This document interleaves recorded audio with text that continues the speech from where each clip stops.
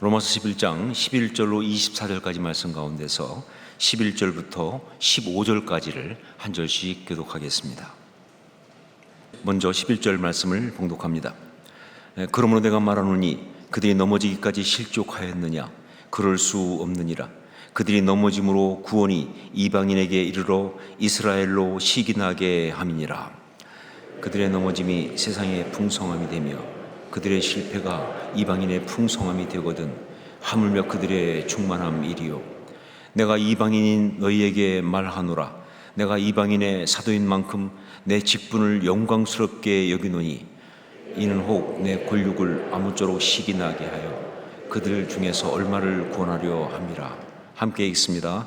그들을 버리는 것이 세상의 화목이 되거든 그 받아들이는 것이 죽은 자 가운데서 살아나는 것이 아니면 무엇이리요. 아멘. 제가 한 번은 예전에 라디오 방송을 들은 적이 있었습니다. 음악 방송 비슷한 가요 같은 걸 틀어주기도 하고 하는 그런 방송이었습니다. 자, 그런데 그 방송을 진행하는 분이 누구였냐면 윤영주 장로님이었고요. 또 한 명의 여자 아나운서와 함께 진행을 하고 계셨어요. 그 윤영주 장로님을 제가 잘 알고 있기 때문에 그래서 굉장히 관심 있게 듣게 되었습니다. 특별히 어디에 관심이 있었냐면요, 과연 윤영주 장로님이 거기에서 신앙적인 이야기를 하실 것이냐 아니냐, 이게 관심이 있었어요. 윤영주 장로님은 우리가 아는 것처럼 참 신실한 신앙의 사람인데, 그런데 일반 방송이잖아요. 그곳에서 과연 신앙적인 이야기를 하실 것인가 아닌가. 아쉽게도 한마디도 안 하시더라고요. 끝까지 한마디도 안 하셨어요. 나중에 들어보니까 일반 방송이어서 신앙 이야기 이런 거 조금만 나와도 못하게 한다는 거예요. 그래서 그럴 수밖에 없었다. 그런데 그 방송을 듣다가 마지막 멘트를 하시는 걸 들으면서 제가 씩 웃었습니다. 왜냐하면 그 마지막 인사를 이렇게 하셔서 그래요. 눈이 내리고 있습니다. 그러니까 집에 들어가실 때 실족하지 않도록 조심하십시오. 그 순간 우리는 느낌이 팍 오는 거예요. 실족, 발을 헛딛다. 세상에서 쓰는 말이긴 하지만 잘 안 쓰죠. 하지만 교회에서는 얼마나 많이 씁니까? 그러니까 그분이 알고 하셨는지 혹은 무의식 중에 했는지 모르지만 일반 사람들은 그냥 그런가 보다 넘어가겠지만 그 순간 믿는 사람들은 그대로 팍 느낌이 오면서 신앙의 단어다 하는 생각을 했을 거예요. 실족한다, 이것은요 신앙생활에 있어서 정말 중요한 단어입니다. 신앙의 실패, 이것이 바로 주로 이 실족함으로부터 오기 때문에 그렇습니다. 하나님의 자녀로 그렇게 아름답게 살다가 그러다가 마귀의 괴계에 넘어가면서 망하게 되는 안타까운 이야기를 보면요, 대부분이 바로 이 실족함 때문에 일어난다 하는 것이죠. 여러분, 성도는 고난 때문에 무너지지 않습니다. 마귀의 공격이 있다고 해서 성도가 패배하는 것이 절대로 아니에요. 실족해서 무너지는 겁니다. 실족하기 때문에 패배하는 거예요. 이게 실족이에요. 바로 우리 신앙생활에서 정말 중요한 이 실족이라는 것, 이것을 오늘 말씀에서 바울 사도가 언급하고 있습니다. 우리 11절 말씀을 함께 읽겠습니다. 11절 같이 읽습니다. 그러므로 내가 말하노니 그들이 넘어지기까지 실족하였느냐? 그럴 수 없느니라. 그들이 넘어짐으로 구원이 이방인에게 이르러 이스라엘로 시기나게 함이니라. 이스라엘 사람들이 하나님의 선택된 백성들인데, 그런데 이렇게 복음을 거부하고 심지어 핍박하면서 구원을 받지 못한 자가 된 이유가 뭐냐 하는 것을 이 말씀에서 바로 실족하였기 때문이라고 이야기하고 있어요. 그들이 그렇게 구원을 받지 못한 이유가 뭐냐? 바로 실족하였기 때문이다 하는 것을 먼저 말하고 있는 것이죠. 자, 그런데 여러분은 이 말에 대해서 언뜻 이해가 안 될 수 있습니다. 아니, 실족한다는 게 무엇이기에 이스라엘이 구원받지 못하고 버려지는 그런 결과를 가져오는 것인가? 이런 의문이 들 수가 있어요. 여러분, 이 실족한다는 것은요, 단지 그냥 실수한다, 그거 아닙니다. 그냥 실수로 발을 헛디뎌서 그래서 넘어지는 그냥 사고다, 그런 거 아니에요. 이건 아주 영적으로 볼 때는 심각한 범죄입니다. 이건 범죄함 그것입니다. 신약 성경에 죄라는 말이 5가지가 나오는데 5가지 용어로 나오는데 1:1 양육할 때도 아마 언급했을 거예요. 그걸 보면은 첫 번째가 오페일레마라는 말입니다. 오페일레마. 이거는 빚을 짐, 즉 빚지는 것을 가지고 죄를 범한다 이렇게 말하는 거예요. 빚을 지면 빚진 상태에서 노예가 되니까 이게 죄와 똑같은 거죠. 그래서 오페일레마, 빚을 짐, 이것이 죄를 짓는다는 뜻으로 쓰입니다. 두 번째는 하마르티아란 말입니다. 하마르티아. 이것은 관역을 빗나간다. 그러니까 정확히 가야 될 곳이 아닌 다른 곳을 향해 가는 것, 이것이 바로 죄를 범하는 것이다. 관역을 빗나간다. 이것이 바로 죄입니다. 하마르티아. 세 번째는 파라프토마란 말입니다. 파라프토마. 이것은 미끄러져 넘어짐이에요. 가다가 발을 어디서 미끄러져 넘어지는 것, 이것도 죄를 범하는 것이다 라고 보고 있는 것이죠. 그 다음에 네 번째가 아노미아예요. 아노미아. 그 불법을 저지름, 법을 어기고 규정을 어기고 지멋대로, 아노미아. 그리고 다섯 번째가 뭐냐? 파라바시스입니다. 파라바시스. 이건 선을 넘어감, 금을 밟음, 이것이 바로 파라바시스, 죄를 범하는 것이다. 자, 여러분, 이 중에서 이 실족이라는 것이 무엇인지 아시겠죠? 그렇죠? 세 번째, 바로 파라푸토마, 그게 바로 실족입니다. 그러니까 실족은 실수가 아니라 죄를 범하는 거예요. 그래서 우리 신앙생활에 아주 심각한 문제를 가져오는 것, 이것이 바로 실족입니다. 예수님께서 산상수훈에서 만일 내 오른눈이 너로 실족하게 하거든 떼어내버리라, 만일 내 오른손이 너로 실족하게 하거든 찍어내버리라 라고 정말 무섭게 경고하실 만큼 그렇게 우리 삶을 파괴하는 아주 심각한 죄가 바로 실족이에요. 자, 그런데 이 실족, 이것이 진짜 우리한테 심각한 문제가 되는 것은 뭐냐? 이렇게 우리 삶을 파괴하는 것이 실족인데, 그런데 더구나 우리 중에 누구도 이 실족에서 자유로울 수 없다는 것, 이겁니다. 이게 진짜 무서운 거, 진짜 문제가 된 게 뭐냐? 이 실족이 이렇게 문제인데, 그런데 뭐예요? 우리 중에 누구도 이 실족으로부터 자유로울 수가 없다는 거예요. 세상을 살아가면서 실족하지 않고 살 수는 없다는 거예요. 작든 크든 간에 이 땅을 살아가면서 실족하지 않을 수가 없다는 이 사실이 정말 무서운 거예요. 예수님께서 바로 그래서 마태복음 18장 7절에서 실족하게 하는 일들이 있음으로 말미암아 세상에 화가 있도다. 실족하게 하는 일이 없을 수는 없으나 실족하게 하는 그 사람에게는 화가 있도다 라고 말씀을 하신 거예요. 실족하게 하는 일이 없을 수는 없으나, 실족하는 것, 이거 피할 수 없어요. 특히 신앙생활 하면서 말이죠, 원하지 않아도 당하게 되는 그런 죄, 이게 바로 실족이에요. 이거 피할 수가 없어요. 우선 내가 아무리 조심하고 애를 써도요, 주변에 있는 사람이 나를 실족하게 할 수가 있어요. 그래서 이게 참 안 되는 거예요. 나는 정말 조심해도 말이죠, 주변에 있는 사람이 나로 하여금 실족하게 한다, 그 말입니다. 내가 정말 똑바로 조심해서 걸어도 누가 미는데 어떡하겠어요? 누가 발을 거는데 어떡하겠어요? 여러분, 운전도 그렇잖아요. 내가 아무리 똑바로 운전해도 누가 와서 들이받으면 사고 나는 거 아니겠어요? 그렇기 때문에 예수님도 실족하게 하는 것이라는 죄에 대해서 굉장히 강하게 말씀하시는 거예요. 그런 일이 많으니까 이게 정말 우리한테 있는 엄청난 일이기 때문에 그렇게 말씀하시는 거예요. 그러니까 실족에서 자유로울 수가 없어요. 자, 그리고 또 하나, 내가 아무리 집중하고 조심해도 나도 모르게 실족할 수 있다는 겁니다. 우린 전능자가 아니기 때문에 정말 주의하고 살아도요, 순간 딴 생각을 하거나 아니면 말이죠, 순간 부주의하면서, 그리고 그냥 내 생각에 이 정도는 괜찮겠지 라고 생각을 했다가 원치 않는 사고로 실족하게 되는 그런 경우가 너무 많은 거예요. 이것이 바로 우리의 영적인 실존입니다. 올 초에 제 아내가 정말 심하게 넘어져서 꼬리뼈에 금이 3군데나 가는 그런 부상을 당한 적이 있었습니다. 그런데 이렇게 다치게 된 내막을 듣고 제가 정말 어이가 없었습니다. 무슨 등산을 험한 데를 갔다가 넘어져 다쳤거나 아니면 무슨 뭐 어떤 운동, 굉장히 힘든 운동을 하다가 넘어져 다쳤거나 그런 게 아니고, 혹은 뭐 정말 혼자서 깡패 17명과 1대 17로 붙었다가 그래서 다친 뭐 그런 건 더더욱 아니고 말이죠. 그냥 집에서 옷장에 코트 걸다가 넘어져 다친 거예요.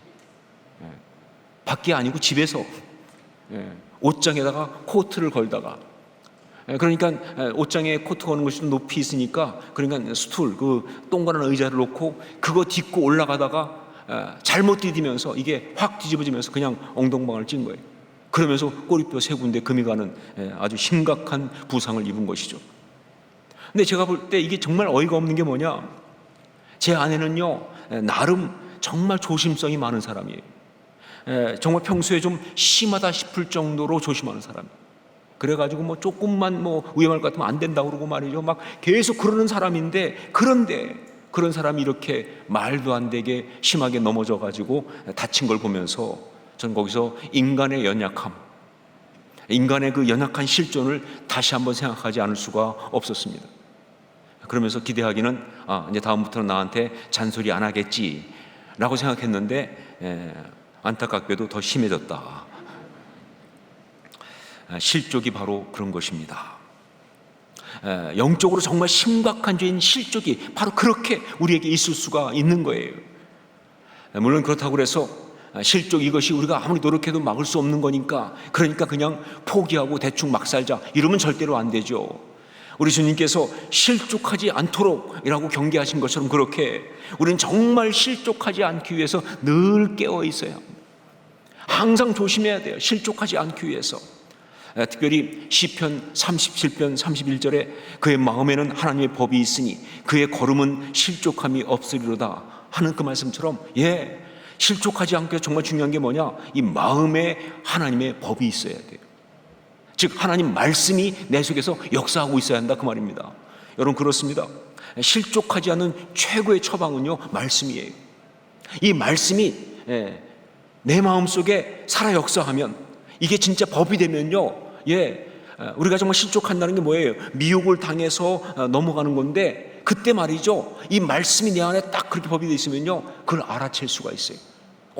이거 좀 아닌데, 이렇게 가면 안 되는 건데, 이건 이거 잘못된 건데 라고 감각이 오니까, 영적으로, 그러니까 넘어지지 않을 수가 있어요. 그런데 그게 없으면요 그냥 하다가 어느 순간에 확 넘어가는 거예요. 그래서 정말 말씀이 우리 속에 이 법이 있다는 것, 법으로 있다는 것이 너무너무 중요한 겁니다. 자, 그런데 이렇게 실족하지 않기 위해서 주의하는 것만큼 중요한 것, 아니 모든 사람이 실족하는 걸 피할 수가 없기 때문에 어쩌면 훨씬 더 중요한 것, 그건 바로 뭐냐, 실족하되 무너지지는 말아야 한다는 것, 그것입니다. 실족하지 하는 걸 피할 수 없으니까 실족하되, 그러나 무너지지는 말아야 한다는 것, 그겁니다. 우리 11절 말씀을 다시 한번 같이 읽겠습니다. 같이 읽습니다. 그러므로 내가 말하노니 그들이 넘어지기까지 실족하였느냐? 그럴 수 없느니라. 그들이 넘어짐으로 구원이 이방인에게 이르러 이스라엘로 시기나게 함이니라. 여기 말씀에 나오는 넘어지기까지 실족하였느냐 하는 이 말씀에, 이 넘어지기까지라는 말은 헬라어로 핍토라는 말입니다. 자, 그런데 이 핍토라는 말 뜻은 뭐냐? 떨어지다, 그뿐만이 아니라 멸망하다, 그리고 붕괴하다, 이런 뜻이에요. 그러니까 단지 그냥 떨어지는 것이 아니라 완전히 뭐예요? 멸망하는 거예요. 아니, 붕괴하는 거예요. 더군다나 여기에는 어떤 의미까지 들어가 있냐면, 그 뉘앙스가 비유적으로 불행이나 치욕에 빠진다. 그러니까 망해도 진짜 철저히 망하는 거예요. 아주 불행하게, 아주 치욕스럽게 가는 거예요. 그래서 이건 한마디로 완전 쫄딱 망한다, 이렇게 볼 수가 있는 거예요. 아주 그런 단어가 바로 핍토입니다. 자, 그러니까 여기서 바울 사도가 말하고 싶은 건 뭐냐? 이스라엘이 분명히 실족했어요. 하지만 핍토, 넘어지기까지는 아니다, 그 말입니다. 그들이 실족은 했지만 핍토, 넘어지기까지는 아니다, 그 말입니다. 왜냐하면 하나님이 그렇게 하시지 않기 때문에 그런 거예요. 하나님이 그렇게 하시지 않기 때문에. 물론 인간이 끝까지 거부하면요, 아무리 하나님 역사하시려고 해도요 완전히 망할 수밖에 없어요. 하나님이 아무리 경고하시고 아무리 역사해도요, 인간이 끝까지 거부하면요, 그냥 완전히 그냥 망하는 데까지 갈 수밖에 없어요. 그러나 여러분, 하나님의 사람이 실족하여 넘어진 순간에 분명 뭐예요? 하나님이 그냥 손 놓으시는 게 아니라, 실족했으니까 그냥 손 놓고 방치하는 것이 아니라 그 순간 하나님이 역사하시기 때문에, 그러니까 실족하여 넘어질지라도 그가 신앙의 사람이라면요, 완전히 망하는 그런 상태로까지 가지 않을 수 있다는 거예요. 이게 신앙의 사람에게 있는 너무나 중요한 영적인 포인트예요.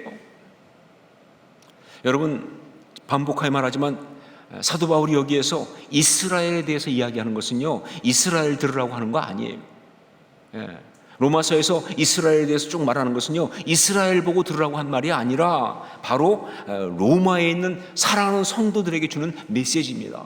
무슨 얘기냐? 이스라엘의 그 안타까운 실패 이야기를 가지고, 그러니까 너희는 이렇게 바르게 믿어야 한다, 그 메시지 주려고 지금 하고 있는 거예요. 그렇기 때문에 이 말씀은 동일하게 지금 우리한테도 동일한 메시지로 다가오고 있습니다.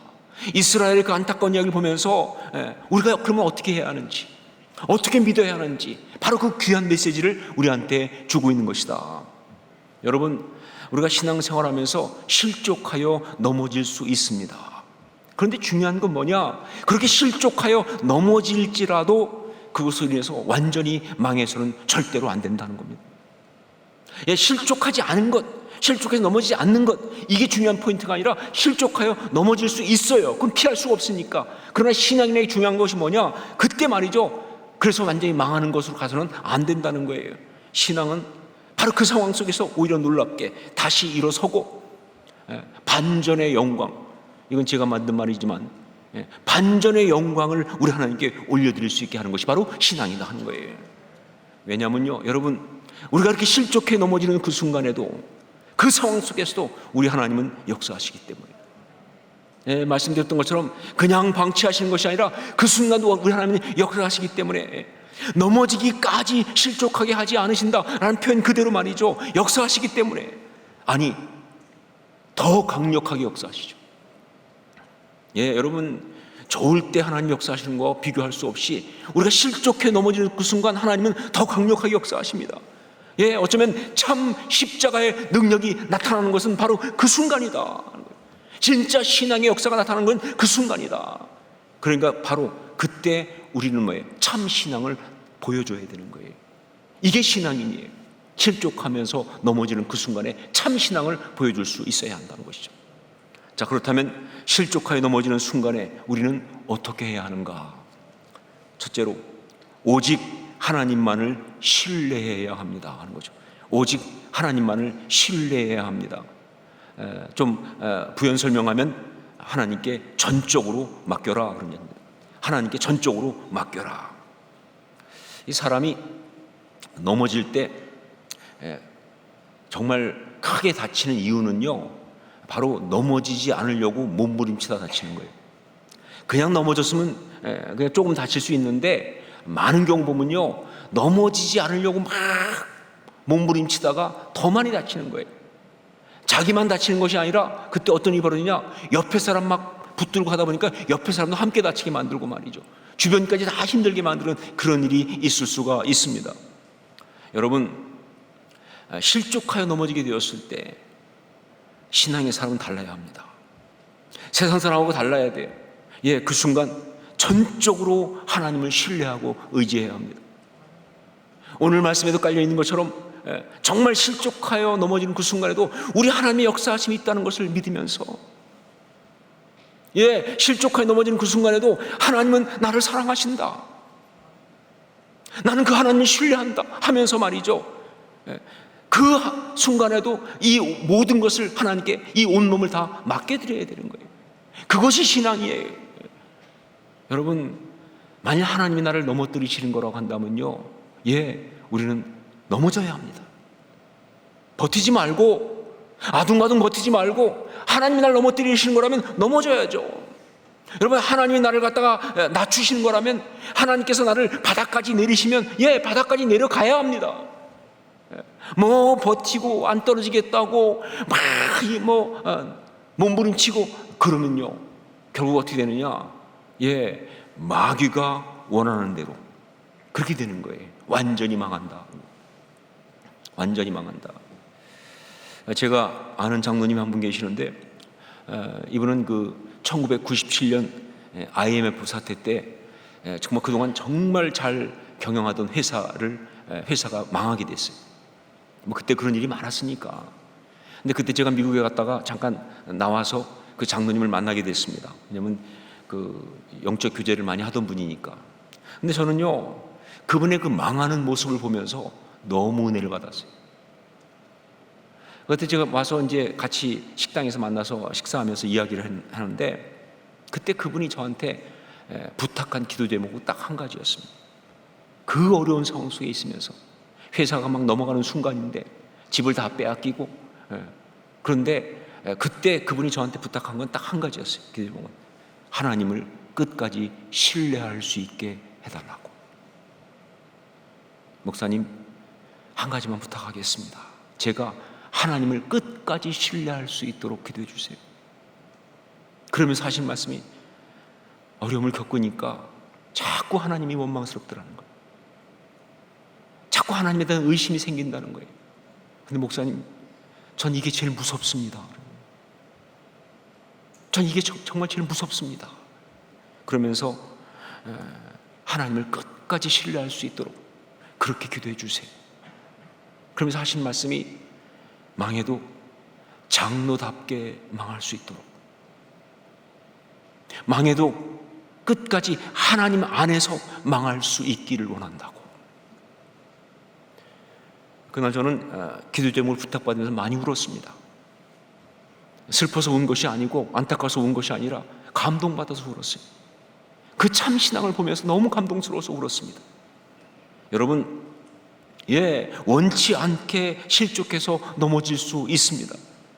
그러나 신앙의 사람은 바로 그 순간에도 하나님을 신뢰합니다.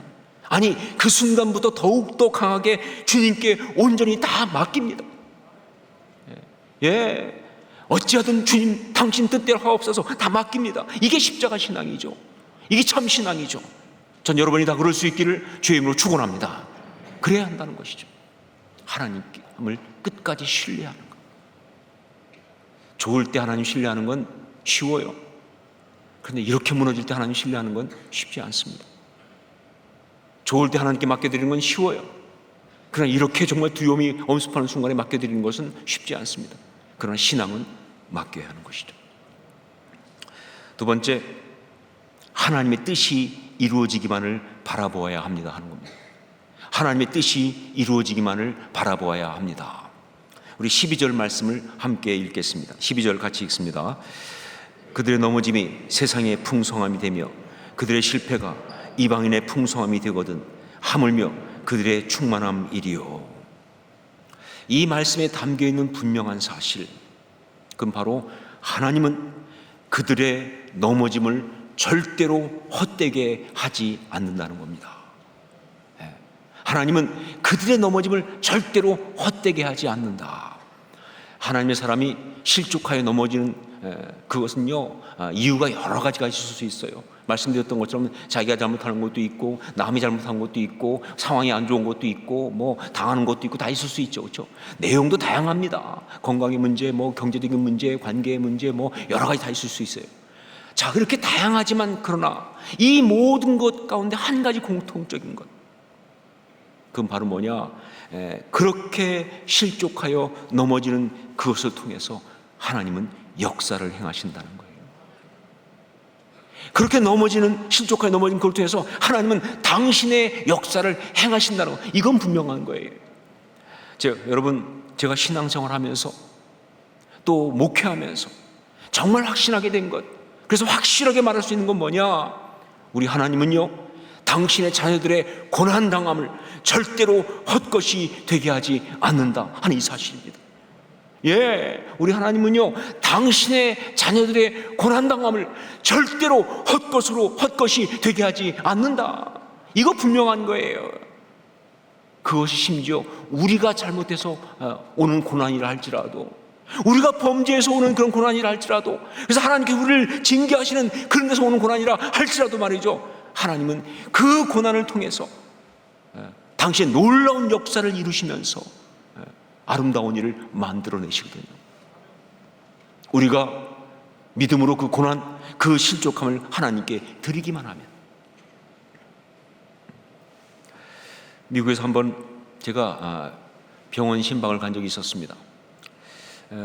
원치 않게 아주 심한 그런 질병이 생겨서, 그래서 고통받고 있는 그분을 가서 이제 신방을 했는데, 근데 가서 이제 기도하면서 저도 모르게 이런 기도가 나오기 시작했어요. 사랑하는 딸의 이 병을 통하여 하나님의 뜻이 온전히 이루어지기를 원합니다. 이건 정말 생각하지 않았던 제목인데, 기도 제목인데 갑자기 나오기 시작한 거예요. 하나님, 사랑하는 딸의 이 병을 통해서 하나님의 뜻이 온전히 이루어지기를 원합니다. 이런 기도를 드린 거예요. 그리고 나서 이제 기도 끝나고 말씀을 나눌 때 준비하지 않았던 그런 말씀을 그 성도님께 드리게 됐어요. 이 병을 통해서 성도님의 삶과 가정 가운데 놀라운 하나님의 회복이 있을 것입니다. 선포하게 됐어요. 제가 그때 그렇게 선포할 수 있었던 이유가 뭐냐? 그 순간 기도할 때부터 제 가슴속에 꽉 차오르는 어떤 하나의 감동이 있었기 때문에 그래요. 그건 바로 뭐냐? 하나님이 당신의 사랑하는 딸이 이렇게 고통받게 하는, 고통 가운데 있게 허락하신 건데, 그렇다면 뜻이 있으시다. 그냥 당하시는 거 아니고, 그건 하나님 자존심의 문제죠. 마귀에게 당해서 어쩔 수 없이 그런 거 아니에요. 뜻이 있으시다. 허락하실 때는 뜻이 있으시다. 이 감동이 너무 강하게 오기 때문에, 그래서 그러니까 분명한 뜻이 있기 때문에 이 사랑하는 딸에게 고난을 당하게 하시는 거니까, 그러니까 그 뜻이 이루어지기를, 이게 중요하다는 그 감동이 온 거예요. 그래서 제가 말씀을 전하면서 마지막에 얘기했습니다. 그 성도님한테 다른 기도하지 마세요. 성도님은 지금부터 다른 기도하지 마시고 한 가지만 기도하세요. 나의 이 병을 통하여 하나님의 뜻이 이루어지기를 원합니다. 이 기도만 하세요. 나의 이 병을 통해서 하나님의 뜻이 이루어지기를 원합니다. 그냥 아프다가 낫는 게 중요한 게 아니에요. 하나님의 뜻이 이루어져야 되는 거예요. 그 기도만 하십시오. 아주 가슴 벅차게 그렇게 고민했던 적이 있었습니다. 여러분, 그렇습니다. 실족하여 넘어지는 순간에 우리는요, 우리가 신앙의 사람이라고 한다면 하나님의 뜻이 이루어지는 것만을 바라봐야 돼요. 그것만 바라봐야 돼요.